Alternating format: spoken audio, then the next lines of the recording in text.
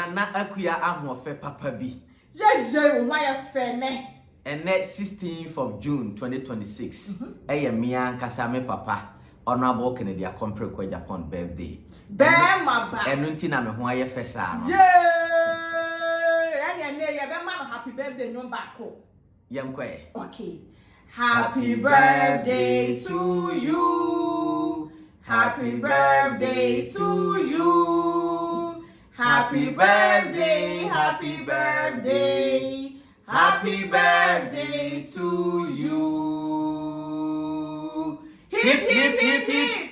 Hooray! Ene Kennedy Agyapong kwa Japan awoda no. Obia nim se Kennedy Agyapong ye odefo.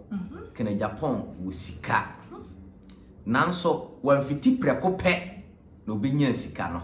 Agyapong was just a poor village boy from Agyapong in Ghana's central region.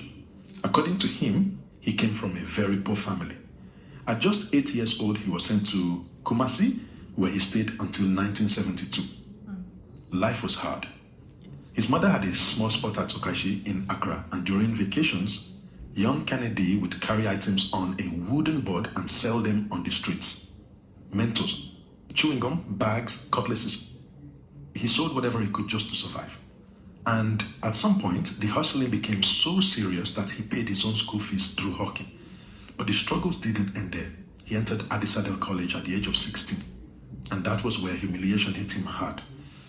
When he arrived at school with his dusty chalkbox and trunk, some students immediately mocked him. They looked at the village boy from Asin and gave him a nickname, Kwame Agyapong, Farms O Farms. Anytime teachers asked for his name in class, students would shout it before he could even speak. Most of the boys came from wealthy families and preparatory schools. But Kennedy Agyapong, he was the older village boy struggling to fit in. He even said that while others were visiting schools like Holy Child and Wesley Girls to chase girlfriends, he stayed back, not because he didn't want to go, but because he didn't have nice clothes and he wasn't confident speaking English. He said before speaking English, he had to first construct the sentence in his head. Sometimes he even washed seniors' clothes just to survive. But instead of giving up, the humiliation pushed him harder. Then came another painful moment. He was disappointed by a girl he loved. And according to him, that heartbreak made him hustle even more. In 1983, he traveled to Nigeria to buy spare parts. But tragedy struck. He was robbed at Yankara Market and lost all the money he had. For many people, that could have been the end. But not Kennedy Agyapong. He kept pushing, kept struggling, kept fighting. And years later, that same poor boy mocked as Farms O Farms became one of the most powerful and talked about men in Ghana. Today, he says there is almost nothing happening at Adisadel College that he cannot contribute to. From selling gum on the streets to becoming Kennedy Agyapong. His story is proof that sometimes humiliation can become motivation. What part of his story surprised you the most? Kennedy Agyapong was just a poor village boy from Agyapong. Ohaw ne amane a wo mu no. Ebia na esosene Honorable Kennedy Agyapong die. Memma wa ba mu. Ebi nso a wo haw ne wa mane no. Enuru Kennedy Agyapong die. Ebi nso so a ene Kennedy Agyapong die ye pepepe. Memma wa ba mu. Yenyina Kennedy Agyapong a wo dai so. Na yenhwe sede Kennedy Agyapong fa so a wabedu babia ne wadu. And the key word is honesty. Let's all try to be honest. So yetimi ye honesty, definitely discipline is automatic. And then if you are disciplined, patriotism is also automatic. Enya no kwa Kennedy Agyapong aka nsem bebre. Kennedy Agyapong is somebody a se utie nanum nsem a mese se wo yare da yare paso a. Yes. The problem in this country has been that most policies are just theory, they are not practical. And as a businessman, I've realized that, look, most of our policies are not good for the country.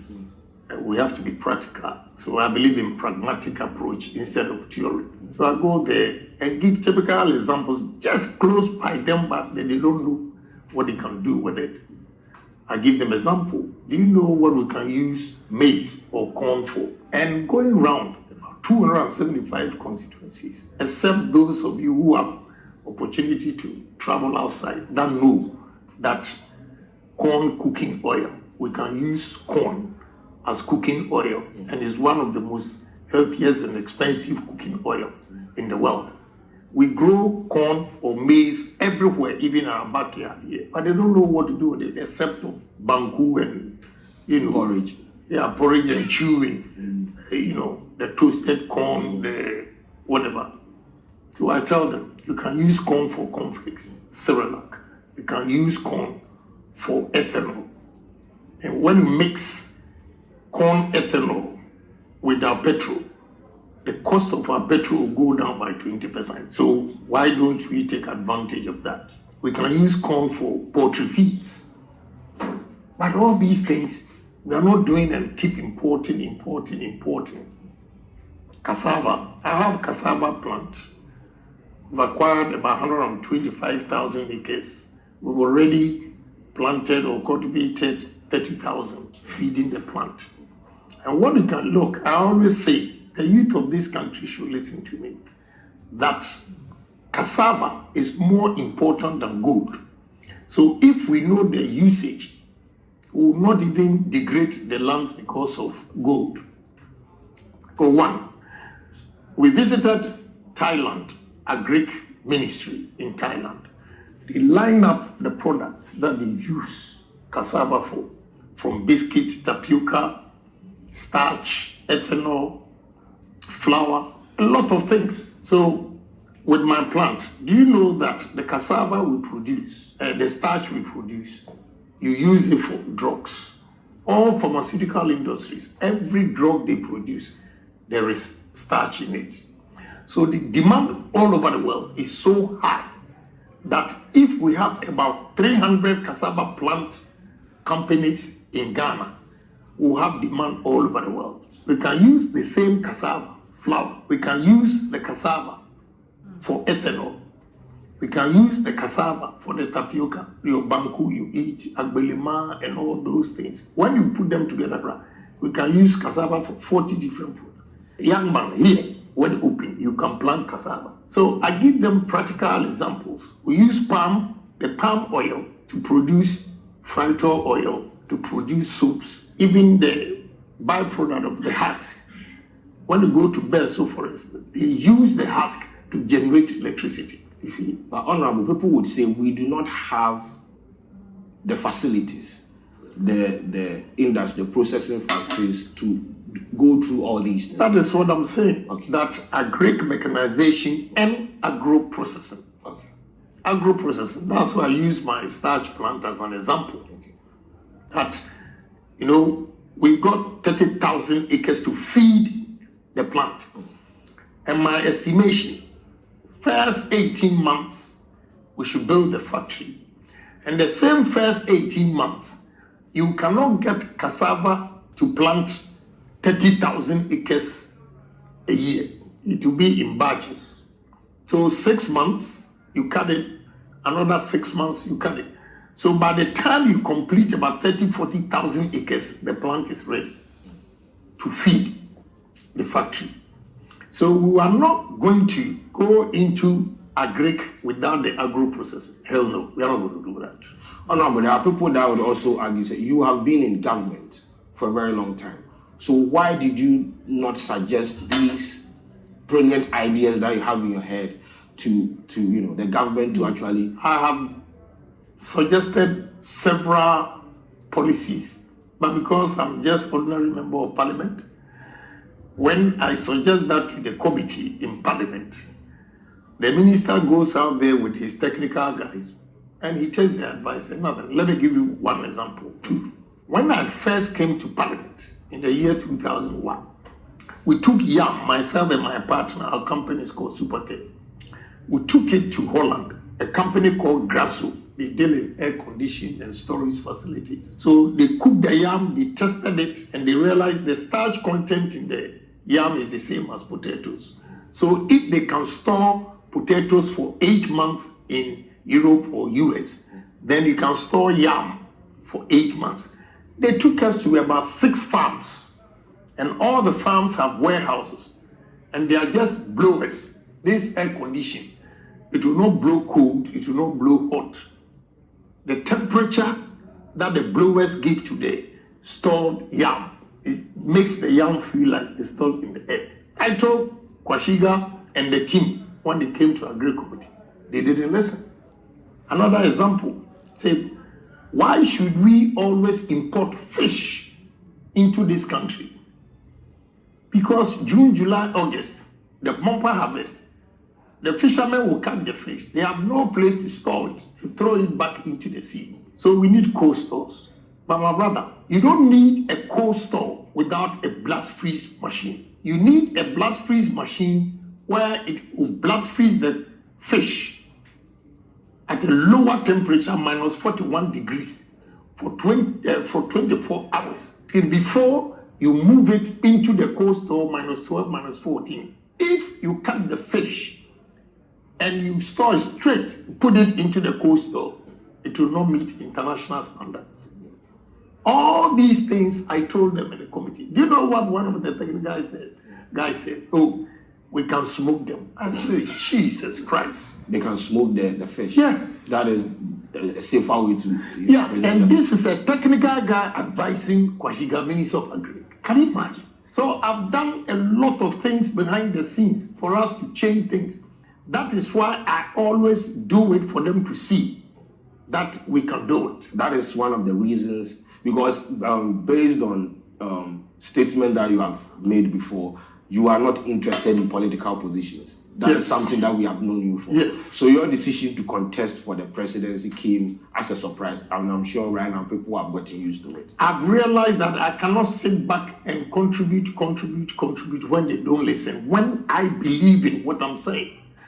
You see, I don't believe in the book. I believe in seeing it. I have been to so many countries in the world, and I've had several meetings. And let me tell you, my brother, I don't go into a meeting and talk about $50 million or $100 million. We talk billions. Companies that I've dealt with, they're always talking billions. And when they take you to the factories, their industries, for you to see what they've done, it gives me encouragement that, look, as a black man, a Ghanaian, I can also do it. So whatever I'm saying, I've seen it elsewhere that is working. That is why I believe in it.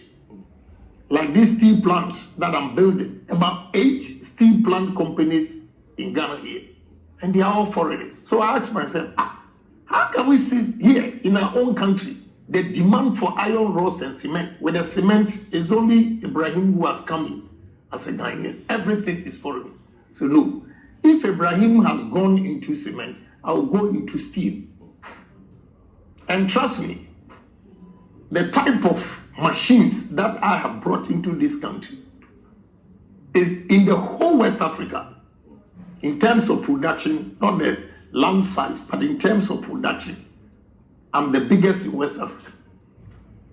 So I challenge myself because I've seen it elsewhere. I've been to India, I see how it works. I've been to China, I see how things work. I've been to Thailand, I've been to Europe, I've been to America, and all business. So Honorable, in this case, it's a matter of exposure.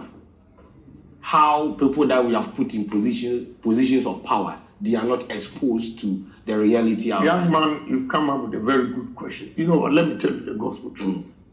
The best education any human being will have is exposure. You see, with all due respect to people who have learned and have so many degrees and everything, sometimes whatever they are writing, they have not even seen it working physically. But I have seen it. So exposure. You see, those Ghanaians who travel outside the country, seeing what they see over there, when they come, their perception to things change. So exposure is the best education any human being can have. So because of the exposure, the type of people I've dealt with in terms of business, sometimes they say, oh, Agyapong, he talks too big. Yeah, he's too known, he's this and that. Let me give you an example. Is that why you started the campaign on Twitter, show working? Where there was a day that you basically profiled all that, like, I did this, I did that. People had zero idea about a lot of things. Yeah, because when you go out there and say, they think you are bragging. So I'll let you see. Sometimes you passing by what I own, but you don't know I'm the owner. I just keep quiet. But it's about time I have to encourage the youth to take their destiny into their own hands. I don't feel shy giving them my background. My background will encourage the youth that all is not lost. Then I show what I've been doing, capable of doing, coming from that humble beginning to where I am and where I want to go. I showcase all these things to motivate the youth of this country to take their destiny into their own hands. I go out there, showcase it, so that the perception that, oh, he's a braggart, is this. Well, I'll tell you what I've done. And if you go there and I've done it, am I a braggart? I said I'm going to do it, and I've done it. So what's your problem? Emulate Agyapong and you'll be successful. That is what I want to inculcate into the youth of this country. Honorable, since we are talking about the youth, I need to bring in this. Recently, the Ghanaian youth took to the street to demonstrate against the government. They registered their displeasures and their grievances towards the government. And people in positions of power trivialized the whole thing, making it look like it was an exercise in futility, where issues that they raised, good roads, potable water, stable electricity, unemployment rate that is on the rise rate, the government has to do something about it. All these issues raised by these people were trivialized. And we have heard, or we have been in positions where people in positions of power, they've berated the youth, like the youth are not part of the decision-making process. They've put out derogatory comment about the youth are lazy, the youth are sleeping. Some of them, they have coconut head. A whole lot of statements have been made about it. They are able to say that? Yes, a sitting member of parliament said the typical Ghanaian youth has an empty head, coconut head. Oh, yes. You are joking. I don't think he can say that. Honorable K.T. Hammond. Oh, he said, my own senior. Yes. Wow. Yes. I have a video evidence. This afternoon I'm going to yes. So you have to talk to me because yes. So this afternoon, yes. I say, did you say that? Yeah, he said that something like that. So what would a Canadian Agyapong government do differently? How are you going to make sure that the youth is represented in your government?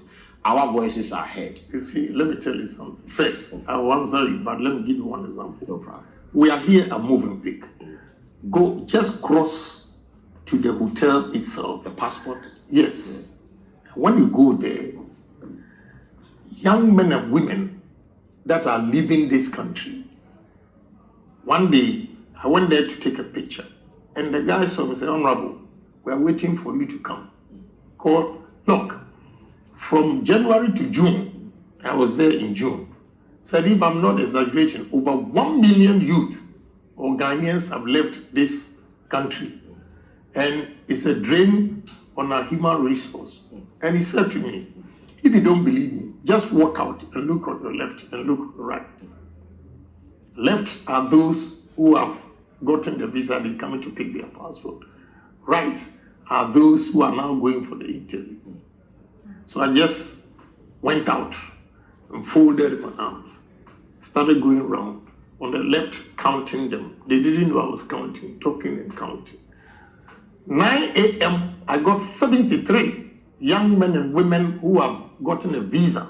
They are so excited leaving this country. It has become a trend on TikTok, actually, where people transition themselves from Ghana to another country. One, our reason.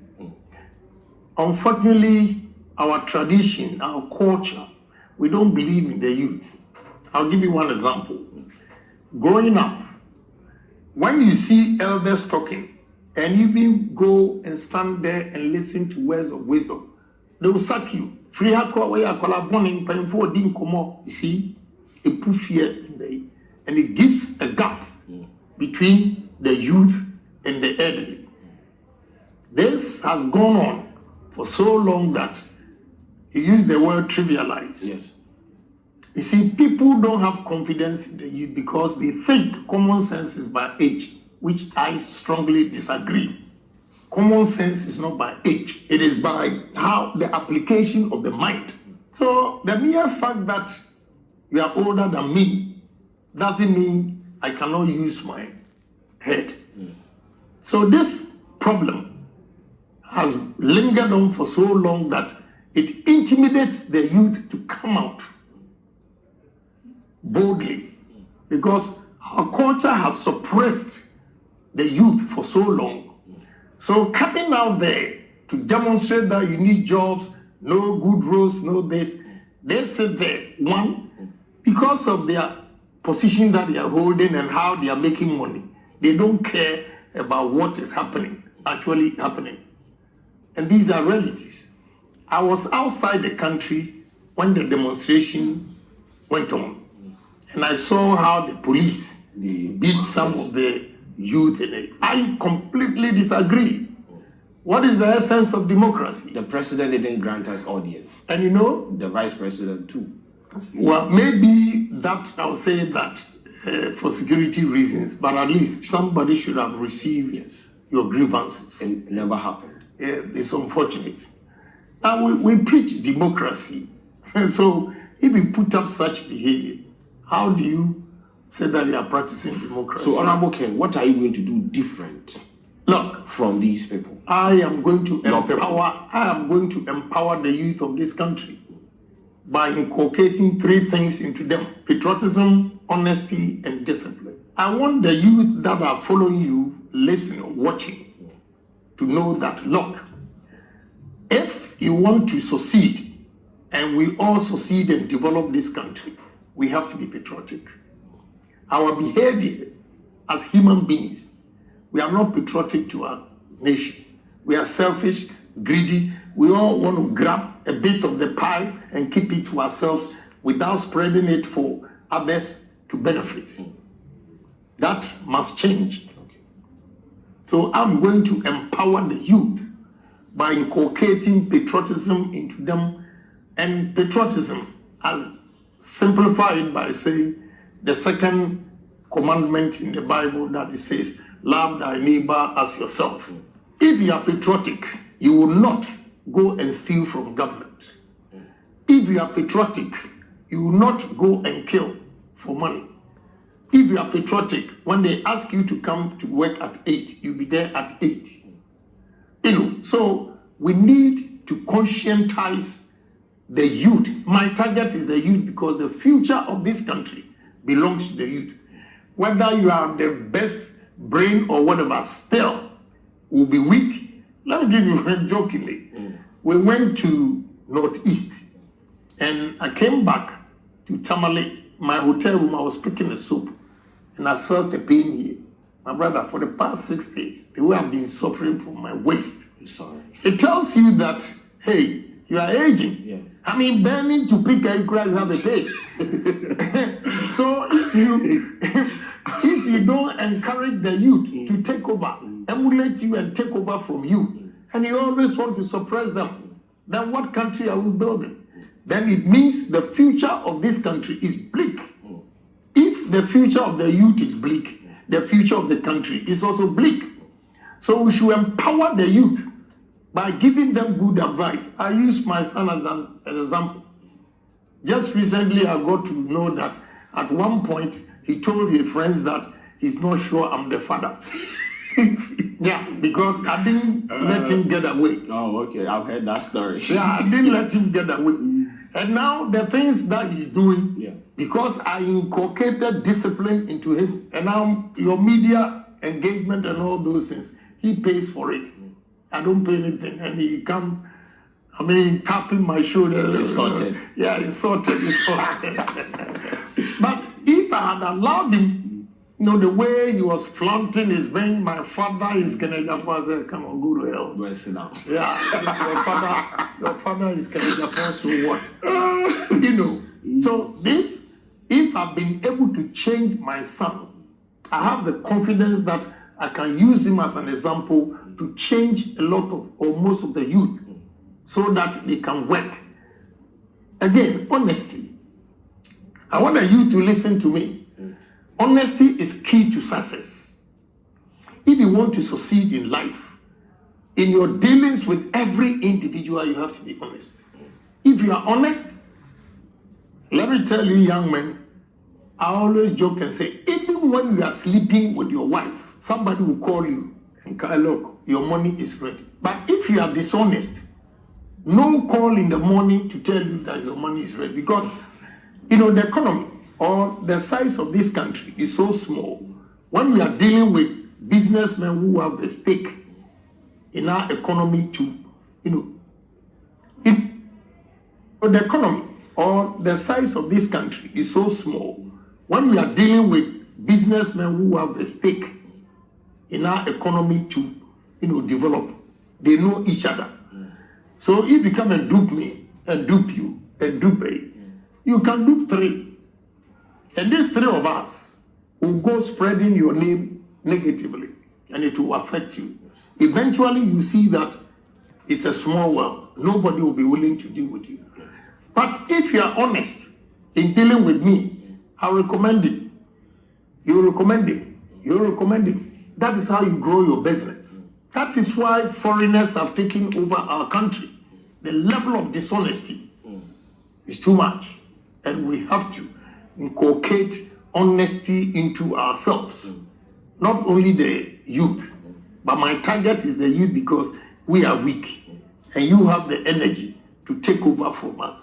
So what we have done wrong, we have to let you know that this kind of lifestyle will not help you. Honorable, is that why you said the national service, you are going to, when you come into power, the national service is going to be 6 months in the military and 6 months in working wherever you want to work. Now, I have argued that if you want to curb indiscipline or you want to instill discipline into the Ghanaian, first of all, indiscipline has eaten deep into our fabric. So let's take it from the political side. We've seen instances where a politician in parliament, went to take ballot box, was running away, they were throwing hands, a whole lot of issues. These are people that we look up to. So if you are trying to curb indiscipline, and we are starting from the youth, like you are targeting the youth, say, okay, go into the military, spend 6 months in the military, and when you come out, you're supposed to be disciplined. But the people out there that we look up to, they are indisciplined. What is the end game here, Honorable? Let me tell you, going into military, it is not only to be disciplined. Okay. No. I want, the discipline is number one. You go in there, you learn a trade. And when you see Ghana Armed Forces, like all professions are there. We only need to empower the different agencies over there or the battalions, so that when we ask the youth, the national service to go in, maybe by the time you come, the engineer, whatever they call them, if you're a civil engineer, you even decide to set up your own business and not rely on only government for roads and whatever. So training. Yeah, training.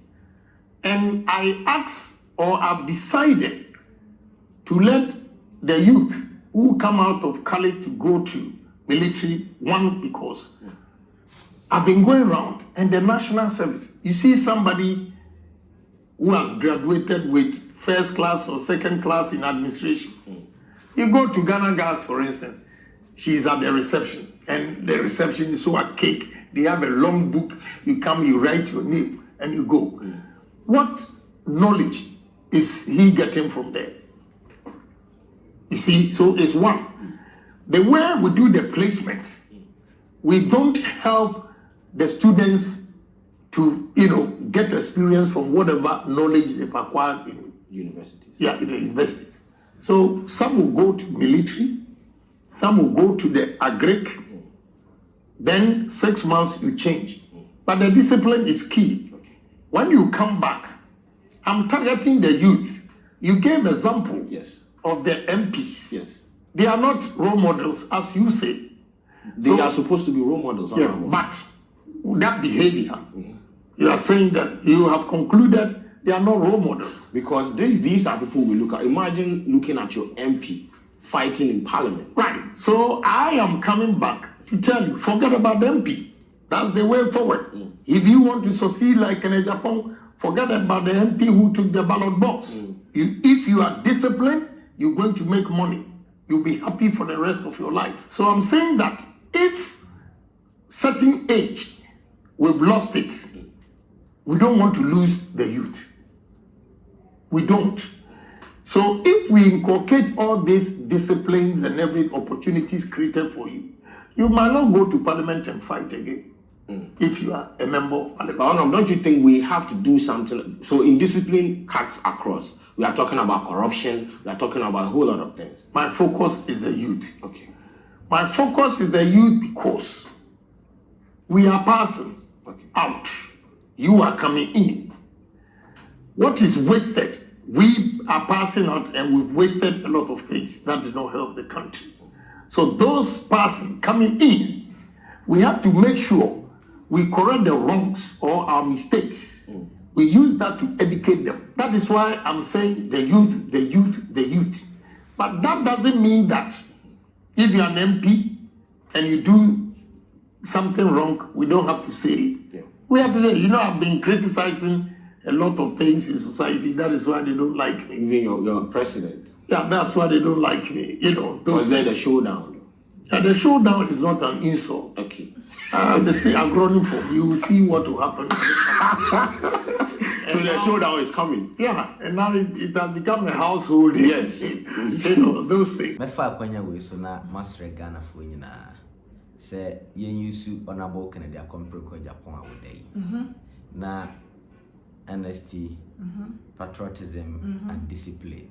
Yemfa nya adwuma ewo ye nnwuma mu ye fie ye na ankasa ye ho na eno na ebema ye atumpom papa na oman Ghana so afa no tuma bafra. Yes so na ye ko na eja obi bia so e we share apa kompreko comment section ho no mo enedie happy birthday na eno an obi a e we share ma na share na manfo entie ensama apa kompreko okan ye nyansan wo na adwiri mu a opese wo ye de bo Ghana so de be ya next opportunity bi obenya se beto aba no ye na be go all out na yetimi ato aba ma na wo de san nyansan na aba be bo man Ghana.